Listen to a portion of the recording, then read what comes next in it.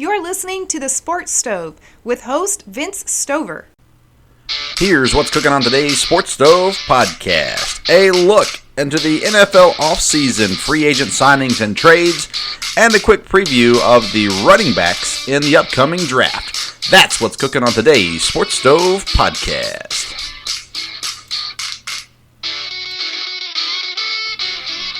Welcome into today's Sports Stove podcast, where we're talking the NFL. It is the off-season. So much has been going on so far this off-season. So today we'll get you caught up on all that's been going on with the key moves going on in the NFL so far. And then towards the end of the podcast, we will preview the top 5 running backs eligible here in the upcoming NFL draft. Let's start off talking about quarterbacks. There have been many quarterbacks moving teams as well as re-signing with teams, franchise tags, all kinds of different things going on, including some quarterbacks still currently available out there. Let's run through them quickly. Dak Prescott tagged in Dallas, remaining with the Dallas Cowboys. He's not yet signed his tender, and they're saying now that he is actually back in contract negotiations about signing a long-term deal there in Dallas. The money seems to be right. Everybody's okay with that. It is the length of the contract that there was problems with, supposedly, according to the experts. And so we'll continue to wait and see what happens exactly long-term with Dak Prescott. But for this year, he will be playing for the Dallas Cowboys. Drew Brees re-signs with New Orleans on a 2-year contract and should be able to finish out his career in New Orleans. Tom Brady, obviously the big signing when it comes to quarterbacks this year, signs a 2-year contract with Tampa Bay Buccaneers. Not many people expected that to be the case. Almost all the professionals were saying he would go to L.A., but at the end of the day, Tampa Bay is a great fit for him. They've got offensive weapons. They need to bolster that offensive line, but I believe he'll still find some success there in Tampa. They are a tough division, so I'll be interested to see how it all plays out in the end. Another veteran quarterback on the move, Philip Rivers, signing a 1-year deal with the Indianapolis Colts. Supposedly, he was considering retiring and maybe even going into the broadcast booth, but ultimately decides to sign a 1-year deal with Indianapolis. Not sure that's the smartest move for Indianapolis, but I do think it is an upgrade over Jacoby Brissett. And now we'll see if Philip Rivers can maybe play a little bit more careful in Indianapolis, and that was one of his problems in Los Angeles/San Diego, was he was a little bit too gunslinger-ish, I guess, and throwing the ball around too much and making some mistakes. So will he be able to play better? He'll have a great offensive line in Indianapolis and also some weapons there, so it'll be great to see how that all turns out for him. Teddy Bridgewater signs a 3-year deal with the Carolina Panthers. And they also brought in some competition. XFL quarterback P.J. Walker. I really like P.J. Walker, but I also really like Teddy Bridgewater. I think Teddy Bridgewater will end up starting, but maybe long-term, P.J. Walker might actually be the answer in Carolina. Ryan Tannehill signs the longest contract for a quarterback so far this year, a 4-year deal to stay with Tennessee. It just made perfect sense for him to stay there. They know how to use him. They know what works with him, and it made sense for him to stay 4 years. He's got a good amount of money in that contract as well. But I think overall, that's going to be a decent landing spot or a decent spot for Ryan Tannehill. Marcus Mariota, the former Tennessee Titan quarterback, signs a 2-year deal with Las Vegas. Everyone would assume that's to be a backup, but John Gruden has not necessarily come out and put his support behind Derek Carr, so maybe Mariota gets a chance there. Maybe he'll compete for the starting job. Maybe Gruden will like him better, and he'll get more playing time than what we expect. And then also Jordan Ta'amu, I believe I'm saying that right, the XFL quarterback out of St. Louis, he signs with the Kansas City Chiefs, obviously to be a backup there on Andy Reid's system, and maybe even play a versatile role, something similar to the Taysom Hill in New Orleans. Wait to be seen, but he is a very athletic quarterback, can run the ball very well, and had a decent success in the XFL. 2 quarterbacks still without a job, Cam Newton and Jameis Winston. Where will they land? Nobody knows. The Chargers are the most obvious spot for both of these guys. Now, they won't obviously sign both. They may not sign either one. They claim Tyrod Taylor's their man. But why would you not give Cam Newton or Jameis Winston a shot, at least to compete with Tyrod Taylor? if Cam Newton is healthy or anywhere close to healthy, he's a better quarterback than Tyrod Taylor. Jameis Winston has his flaws, obviously, turns the ball over way too much. The question is can he also provide you more excitement, more ticket sales, more potential than Tyrod Taylor? I would say yes to all of those things. Jameis Winston, Cam Newton, there's a really good landing spots out there for them. Denver's another team to watch. They have Drew Lock, but from what I saw of Drew Lock, I'm not sold, and I can't believe they are either. I'm not sure they'd bring in either of these guys, but that's a team to watch for as well. And I think both of them should get signed relatively soon and get an opportunity to at the very least compete, especially Cam Newton. There's no reason for him to not go to a job that he can at least compete for. And then Jameis Winston, he's got to learn to quit throwing interceptions, but he's still got a lot of talent too. Someone surely will take a flyer on him as well. One of the things we always look at in the NFL offseason is who won the offseason. Everybody likes to talk about they made these great signings and they made these great draft picks and they made these great trades and this team is going to be great this year. Last year that was the Cleveland Browns and that did not turn out well. But let's take a look at some of the better signings here this year. Then we'll talk about teams that are probably winning the offseason thus far. Arizona made the big trades and acquired DeAndre Hopkins from the Houston Texans, one of the best receivers in the NFL. I would say top 3. I would dare say top 2. Michael Thomas might beat him out. There's other obviously really great receivers in the league right now, but DeAndre Hopkins is a great receiver. They add him in Arizona with an opportunity to give Kyler Murray another explosive weapon. Larry Fitzgerald's a great ball player, but he's not explosive anymore. Hopkins can be that explosion for the Arizona offense and give Kyler Murray an important weapon on the outside. The Atlanta Falcons also made some interesting moves here this offseason, signing Dante Fowler and Todd Gurley, and then trading for Hayden Hurst, the tight end from Baltimore. Dante Fowler is a very good pass rusher and has continued to improve. And then Todd Gurley, that's the big question mark in Atlanta right now, is running back as they released Freeman earlier. And bringing in Todd Gurley, the question is how healthy is he? Can he play every game? Is he going to be the Todd Gurley of last year, or is he going to be the Todd Gurley of years previous? I think he's got a great opportunity in Atlanta, a different coaching staff that would give him more opportunity. I think we're going to see somewhat of a resurgence for Todd Gurley this year. And then Hayden Hurst, a quality tight end after losing Hooper to Cleveland. Atlanta needed a tight end, and they found one that can definitely play the position well. Baltimore bolstered their defense, adding Michael Brockers and Calais Campbell. Buffalo made the trade for Stephon Diggs from Minnesota. They also signed Josh Norman, the cornerback, and we're interested to see if he can regain some of his form. Carolina, along with adding Teddy Bridgewater and P.J. Walker, they also brought in receiver Robbie Anderson, and I'm not completely sold on him yet. He had some good things in New York, but he's trying to be that number one guy, and they need one in Carolina, so maybe he can produce for them. They also acquired Russell Okung, the offensive lineman. Cleveland added an offensive lineman in Jack Conklin from Tennessee Titans, and he's a very good lineman, solid lineman, and a lot of Titans fans are not happy to see him gone. They also, as we mentioned earlier, brought in tight end Austin Hooper to add to their offensive weapons, and that should give them a continued arsenal of weapons there in Cleveland. The question is, can they put it all together? Denver made some great additions as well, trading for A.J. Bowie and also Jarrell Casey. And then they brought in the running back Melvin Gordon from, I was going to say San Diego, from the Chargers. And really what would cap off their offseason is a quarterback. Will they bring someone in to challenge Drew Lock? We mentioned it earlier. Cam Newton could come in, I would assume beat out Drew Lock. I don't see Denver bringing in Jameis Winston, but you never know. Maybe they will. If they add a quarterback to this offseason list, they will have bolstered their team. Jarrell Casey they got for a 7th-round draft pick. He was influential in Tennessee in the locker room as well as on the field. A great pickup there for Denver. The Indianapolis Colts, along with bringing in Phillip Rivers, added some defensive help as well. DeForest Buckner came over for a 1st-round draft pick, the number 13 pick overall. but he was a solid and impactful defensive lineman in San Francisco. They expect him to be the same in Indianapolis. They also signed Xavier Rhodes, the cornerback out of Minnesota. Had a down year last year. The year before that was incredible. Can he regain form? The Indianapolis Colts are banking on just that.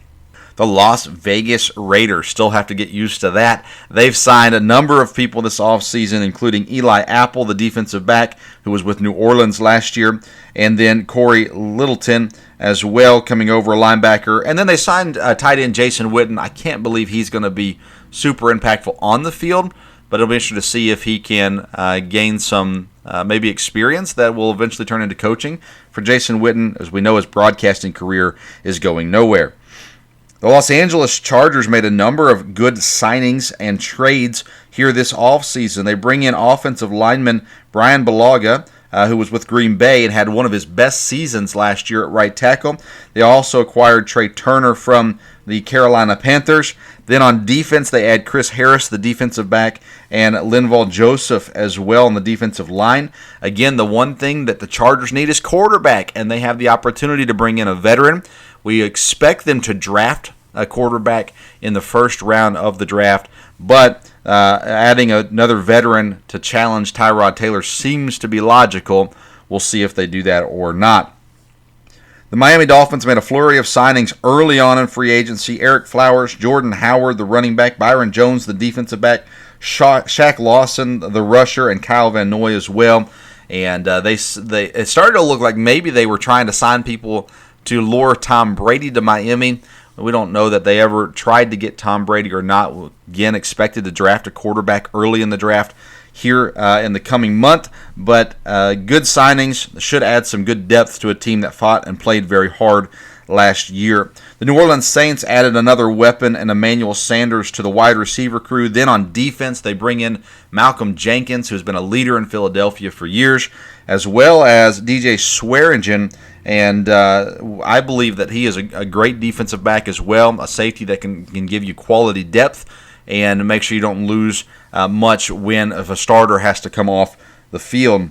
Then in Tennessee, they lost a few people this year. They mainly kept their quarterback in Tannehill, their running back in Derrick Henry. Then they brought in a edge rusher, Vic Beasley, from Atlanta. I think it's a great signing for Tennessee, an opportunity for them to continue to compete in the AFC South, which is actually getting weaker as opposed to stronger, with Houston not going to be as good.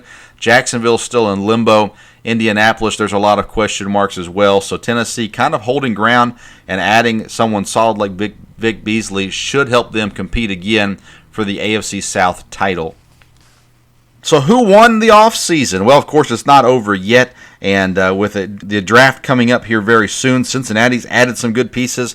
If they add a starting quarterback in the draft with the number 1 overall pick, which we expect them to do, then they might win the offseason. But right now, I think New Orleans is in a great spot, adding the weapons that they added with Emmanuel Sanders and Malcolm Jenkins.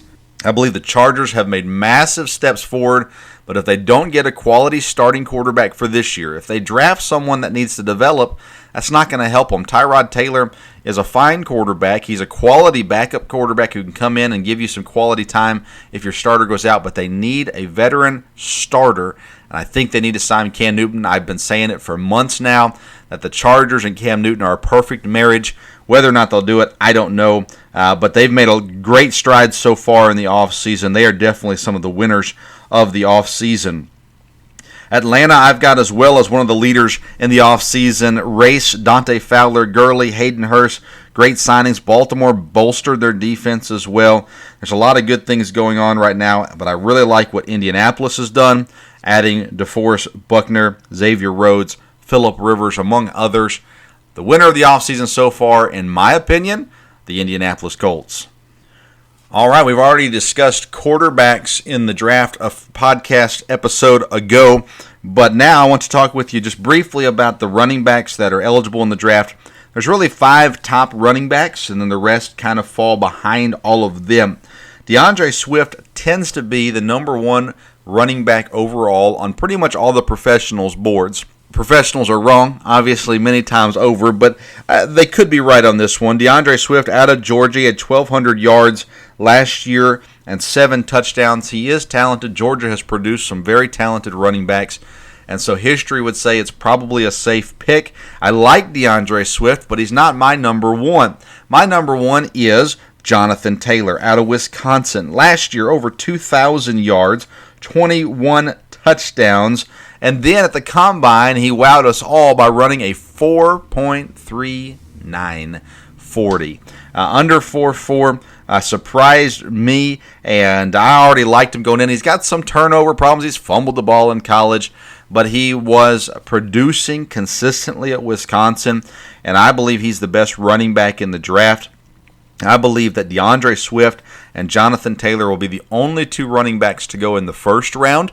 They're both very talented. I don't think that any team can necessarily lose on either one of them, but Jonathan Taylor to me is the better running back, and if I were picking, I'd pick him ahead of DeAndre Swift. The other 3 running backs that are in the conversation for top running backs and should go in the first couple of rounds, LSU's Clyde Edwards-Helaire, 1,400 yards last year, 16 touchdowns. He also added 55 catches for 453 yards. He is a dual threat out of the backfield. He showed his skills this last year, and obviously he was working with a great quarterback in Joe Burrow this season as well. They have top-notch talent in LSU right now, but he seems to be a great running back. I see him being number 3 off the board at running back there. Then Ohio State's J.K. Dobbins, over 2,000 yards, 21 touchdowns. He ran a 4.5 in the Combine. Again, another player that is obviously gifted. There might be a little bit more to develop with him than there is with Swift and Taylor, which is why he could fall to the second round more than likely. But he's a very talented running back. He's got decent speed, but not great speed at the same time. But he showed off his talent this past year at Ohio State, and we expect to see him going in the second round. Then Utah's Zach Moss. Zach Moss has similar rushing stats to LSU's Clyde Edwards-Helaire. He's got 1,400 yards, 15 touchdowns, and some are saying he could go even in the late first round. I just don't see that happening, not with the receivers, not with the offensive linemen, and not with the quarterbacks that are in the draft this year. I don't see Utah's Zach Moss sliding into the first round, but the professionals, they say either late, some say late first round, others say into the third round. So he's going to be more than likely late second round would be my guess. I don't know a lot about Zach Moss and what I've read on him and what I've watched on him. He seems like a decent back. He's obviously got NFL talent, but he's not a guy that you go up and spend an early pick on as far as your first pick in the draft. So if you have no first round draft picks and you're going to the second round, you're probably not looking at Zach Moss as the guy that's going to turn your team around. There are very few teams that really need running backs in this draft. That's why it's going to make it hard for these guys to go super early. I think you're looking at teams like the New York Jets. They draft number 11. They've got Le'Veon Bell, but you always need a second running back, and that might be a spot where Swift or Taylor goes to the New York Jets. They are early in the first round at number 11. The other team to watch for in the first round, there's 2. The Tampa Bay Buccaneers. They draft number 14. Right now, Ronald Jones is their running back. So, yeah, it could be a good pick at number 14 to go with the running back. They pick number 13 in the second round, so they may wait till then as well. But they're definitely a team to watch out for. Seattle at 27. They have Chris Carson and Rashard Penny. But could be a team as well in the first round. And I think the Kansas City Chiefs are a team to watch for. If someone like Jonathan Taylor fell to Kansas City down at 32, they'd be crazy to pass on them. They've got Damian Williams, Darwin Thompson, others as well, but those are teams definitely to watch out for. When it comes to the second round, you're looking at Detroit. They pick early in the second round. Tennessee with just Derrick Henry. They lost Deion Lewis in free agency. And then Indianapolis, they've got Marlon Mack and Nyheim Hines. They have 2 picks in the second round, so possibly a spot there for them to go running back as well. But like I said, there's just not a lot of great need at running back right now for most teams in the NFL, so you could see some of those guys fall to a late second round and maybe even third round, which would be great value for some of these guys here at the NFL Draft. Thank you for listening to today's Sports Stove podcast. You can find us on social media, Twitter, @Sports Stove, and on Facebook, the Sports Stove Podcast. Thank you for listening today. We were looking at possibly doing a live podcast event on Facebook Live to talk about the NFL draft and needs for each NFL team. So be on the lookout for that. Until next time, we'll see you around the Sports Stove.